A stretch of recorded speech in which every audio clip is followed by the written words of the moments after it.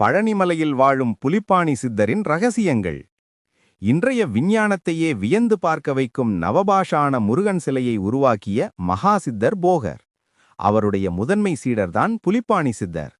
அவர் இன்னமும் இதே பழனிமலையில் சூட்சும வடிவில் வாழ்ந்து வருகிறார் என்பது வெறும் கற்பனை கதையா, அல்லது காலத்தால் மறைக்கப்பட்ட ஒரு பேராற்றல் மிக்க உண்மையா? அவருடைய சந்ததியினர் என்று சொல்லப்படுபவர்கள் இன்று வரை என்ன அதிர்ச்சியூட்டும் ரகசியங்களை பாதுகாத்து வருகிறார்கள்? வாங்க, சித்தர்களின் மர்மங்கள் நிறைந்த உலகத்துக்குள் ஒரு பயணம் போயிட்டு வருவோம். காலத்தின் திரையால் மறைக்கப்பட்ட அந்த அற்புதங்களை இன்று வெளிச்சத்துக்கு கொண்டு வருவோம். யார் இந்த புலிப்பாணி சித்தர்? சித்தர்கள்னு சொன்னாலே அவங்களோட அற்புத சக்திகளும் ஞானமும் மர்மமான வாழ்க்கையும் தான் நம்ம நினைவுக்கு வரும். அந்த வரிசையில 18 சித்தர்களில் ஒருவராகவும் போகரின் நிழலாகவும் போற்றப்படும் புலிப்பாணி சித்தரின் வரலாறு ரொம்பவே தனித்துவமானது. அவர் எங்கே பிறந்தார் என்பதில் பலவிதமான கருத்துக்கள் இருக்கு.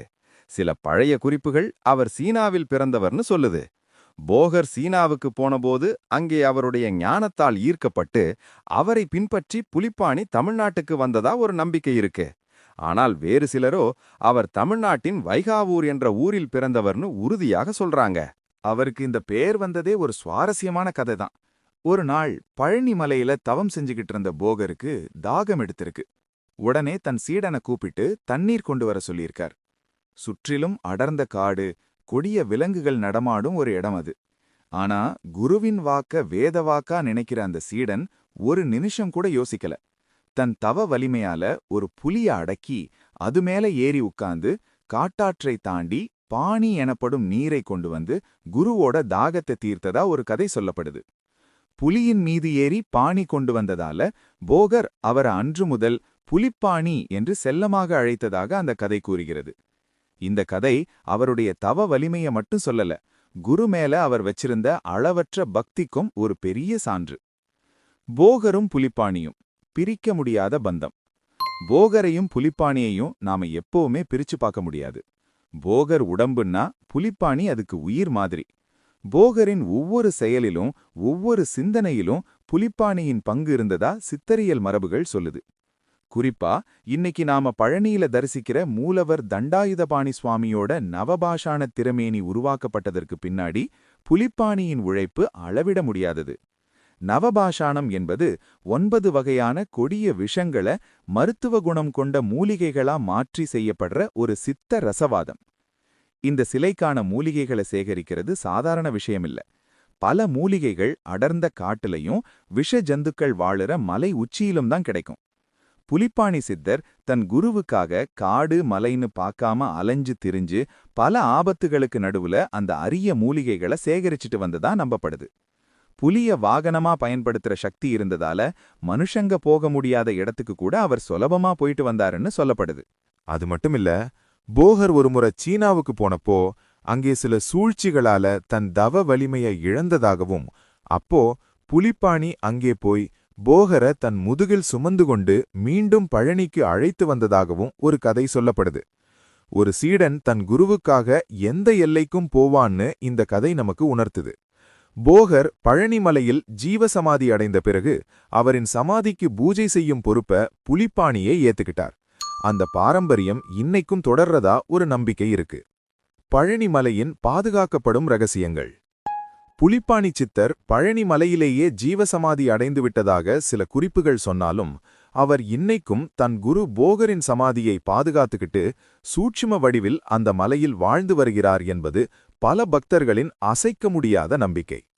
இந்த நம்பிக்கையின் மையமாயிருக்கிறது பழனிமலை அடிவாரத்தில் உள்ள புலிப்பாணி பாத்திர சுவாமிகள் ஆசிரமம். புலிப்பாணி சித்தரின் வம்சாவளியினர்னு சொல்லிக்கிற இவங்க இன்னைக்கும் அந்த ஆசிரமத்துல வாழ்ந்து வராங்க. போகர் சமாதிக்கு பூஜை செய்யும் உரிமையும் சில கோயில் சடங்குகள்ல இவங்களோட பங்கும் பாரம்பரியமா தொடர்றதா சொல்லப்படுது. ஆனாலும் பழனி கோயில் நிர்வாகம் முழுவதும் இந்து சமய அறநிலையத்துறையின் கீழ் இயங்குதுங்கிறதையும் நாம குறிப்பிடணும்.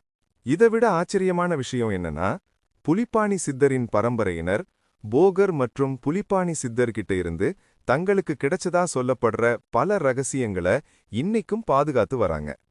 குறிப்பா நவபாஷான சிலையின் உண்மையான தன்மை, அதன் அபிஷேக பொருட்களின் மருத்துவ குணம் மற்றும் சில அரிய மூலிகைகளின் ரகசியங்கள் தங்களுக்கு மட்டும்தான் தெரியும்னு அவங்க நம்புறாங்க. இந்த ரகசியங்கள் ஓலைச்சுவடிகளாகவும் செப்பேடுகளாகவும் பாதுகாக்கப்பட்டு வருவதாகவும் அவங்க சொல்றாங்க. ஆனா இந்த ஓலைச்சுவடிகளின் நம்பகத்தன்மை பற்றியோ அதில் என்ன இருக்கு என்பது குறித்தோ அறிஞர்கள் மட்டத்துல இன்னும் ஒருமித்த கருத்து ஏற்படவில்லை. இதுபோல சித்தர்களின் மர்மங்களையும் காலத்தால் மறைக்கப்பட்ட ரகசியங்களையும் தொடர்ந்து தெரிஞ்சுக்க ஆசைப்பட்டீங்கன்னா உடனே எங்க சேனலை சப்ஸ்கிரைப் பண்ணுங்க. உங்களுக்கு சித்தர்கள் மேல நம்பிக்கை இருக்கா? உங்க கருத்துக்களை கீழே கமெண்ட்ல எங்களோட பகிர்ந்துக்கோங்க. புலிப்பாணி சித்தரின் ஞானமும் அற்புதங்களும். புலிப்பாணி சித்தர் வெறும் குருபக்திக்கு மட்டும் பேர் போனவர் இல்ல.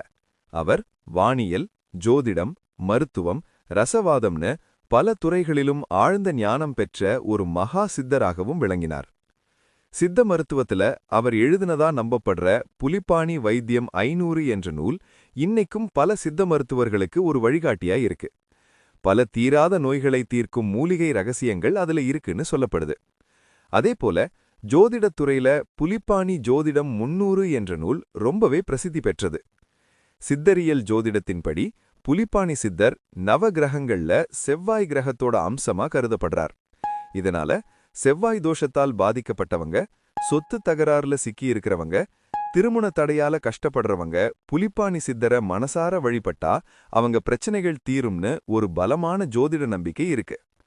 அவரோட சித்திகளை பத்தின கதைகள் நம்மள பிரமிக்க வைக்குது. விலங்குகளை வசியப்படுத்துறது அவருக்கு கைவந்த கலையா இருந்துச்சு. எள்ள கையில கசக்கி எண்ணெயா மாத்திர ரசவாத சித்தி அவருக்கு இருந்ததுன்னோ, மனநோயால் பாதிக்கப்பட்டவங்களை தன் பார்வையாலேயே குணப்படுத்தினார்னோ பல கதைகள் சொல்லப்படுது. இந்த நூல்கள் புலிப்பாணி சித்தரால் தான் எழுதப்பட்டதா என்பதற்கு உறுதியான சான்றுகள் குறைவாயிருந்தாலும் பல நூற்றாண்டுகளா வாய்மொழி வழியாகவும் சித்த மருத்துவ பரம்பரையிலும் இந்த நூல்கள் அவரோடு தொடர்பு படுத்தப்படுது. புலிப்பாணி சித்தரின் அருள் இன்றும் தொடர்கிறதா? பழனிக்கு போற பக்தர்கள் முருகன் சன்னதிக்கு போறதுக்கு முன்னாடி போகர் சமாதியை தரிசிக்கிறது ஒரு மரபு.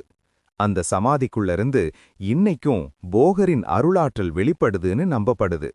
அந்த அருளை பாதுகாக்கும் காவலனாக புலிப்பாணி சித்தர் இன்றும் அங்கே சூட்சும வடிவில் இருப்பதாக கூறப்படுகிறது.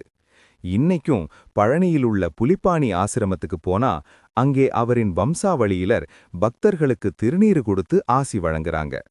தங்களை நாடி வர்ற பக்தர்களின் குறைகளை கேட்டு அவங்களுக்கு புலிப்பாணி சித்தரின் பெயரால் ஆறுதல் சொல்றாங்க. பல பக்தர்கள் தங்களோட நீண்ட நாள் பிரச்சனைகள், நோய்கள் எல்லாம் இந்த ஆசிரமத்துக்கு வந்து போனதுக்கப்புறம் தீர்ந்ததா அனுபவபூர்வமா சொல்றாங்க. இது அவங்களோட நம்பிக்கையா இல்ல சித்தரின் அருளாற்றலா என்பது ஒவ்வொருத்தரோட தனிப்பட்ட அனுபவத்தை பொறுத்தது. நவீன உலகம் அறிவியலையும் ஆதாரங்களையும் மட்டுமே நம்பதாம். ஆனால் அறிவியலுக்கு அப்பாற்பட்ட சில சக்திகள் இந்த பிரபஞ்சத்தில் இயங்கிக் கொண்டுதான் இருக்கு. அந்த சக்திகளின் மனித வடிவங்கள்தான் சித்தர்கள். புலிப்பாணி சித்தரும் அப்படிப்பட்ட ஒரு மர்மத்தின் பிரதிபலிப்புதான். புலிப்பாணி சித்தர் ஒரு சிறந்த சீடனா, ஒரு மகா ஞானியா, ஒரு ரகசிய காவலனா, காலத்தை கடந்து நிற்கிற ஒரு அற்புதம். அவர் உடலால் மறைந்தாலும் அவரின் ஞானமும் அருளும் இன்னைக்கும் பழனிமலையின் காற்றில் கலந்திருப்பதாக நம்பப்படுது.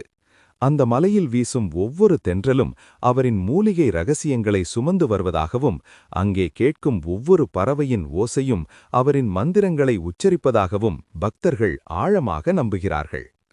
அவருடைய வரலாறு என்பது வெறும் கதைகளின் தொகுப்பு இல்லை.